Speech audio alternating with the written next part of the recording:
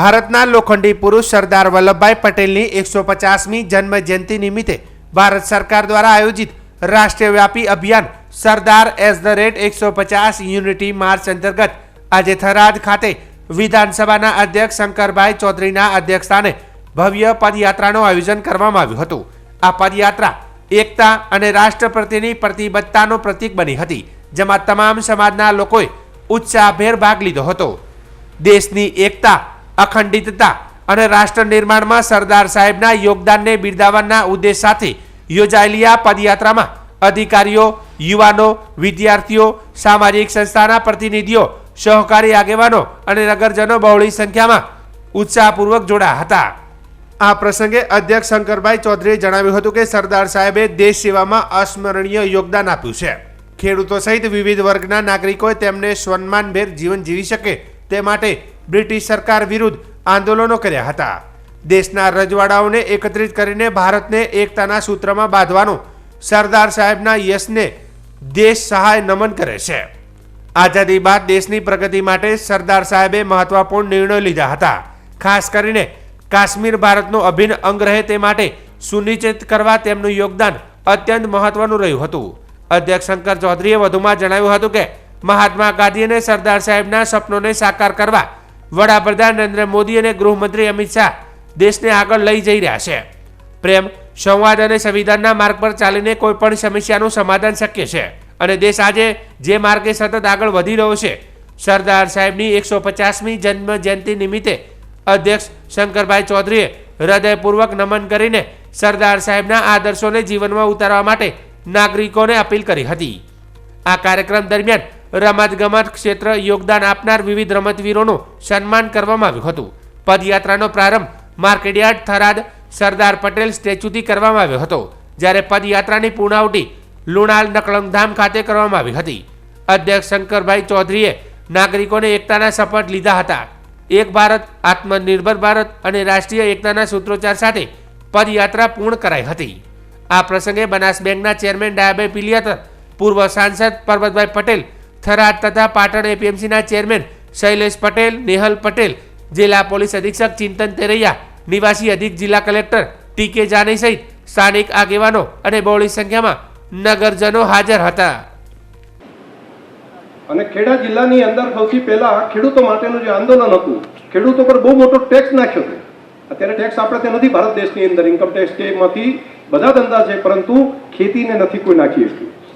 એ વખતે સરદાર પટેલે આગેવાની લીધી હતી અંગ્રેજ સંસ્કૃતિ સામે કે ખેડૂતોની અંદર ખેડૂતોના હક અને અધિકાર માટે હું લડીશ, અને લડીને એવી આગેવાની લીધી હતી કે મહાત્મા ગાંધીએ વલ્લભભાઈનું નામ સરદાર રાખ્યું। એમણે નામ એક સરદારજી દાઢીવાળા નહોતા, પણ એનું નામ કીધું કે આ સરદાર છે, સાચો સરદાર છે, એમ કહીને એમને આગેવાની આપી। ઘણા લોકો ચર્ચા કરતા હોય છે કે એવો સરદાર કેવા હતા કે જેણે આટલા રજવાડા ભારતની અંદર હોય અને રાજા મહારાજો સામે ચાલીને પ્રેમ થકી એ માણસના શબ્દ ઉપર એમ કહી દે કે હું મારું રજવાડું મારા દેશ માટે સમર્પિત કરું છું। આખા દુનિયાના ઇતિહાસમાં ક્યાંય આવું કર્યું નથી। ભાવનગરના મહારાજા કૃષ્ણ કુમારસિંહજીએ સૌથી પહેલા સરદાર પટેલને કીધું કે મારું આવડું મોટું રજવાડું છે, પરંતુ સરદાર તમે ને મહાત્મા ગાંધી જે પ્રમાણે કામ કરી રહ્યા છે અને મારી રૈયતને સુખી થતી હોય તો આજથી કરીને મારા રજવાડામાં હું સૌથી પહેલી સહી કરીને આપું છું, અને હસ્તાક્ષર કરી અને એ માણસ આગળ રજવાડા આપી દે। આપણે ખેતર હોય ને 2-4 વીઘા તો એ ના આપે, બાકી એના ધણી એ હતા, માલિક એ હતા, અને એમણે કીધું કે અમે દેશની પ્રજાને સમર્પિત કરીએ છીએ અને અમે રજવાડા આપીએ છીએ। કેવું જીવન હશે કે જેના એક શબ્દ ઉપર પોતે પોતાના રાજ્ય આખા આપી દે। પરંતુ એ વખતે પ્રેક્ટિસ કરતો માણસ 40,000નો પગાર ત્યારે બેરિસ્ટર તરીકેનો હતો, પણ જ્યારે મૃત્યુ પામ્યા ત્યારે એની બેંક બેલેન્સ શું હતી ખબર છે? 216 રૂપિયા।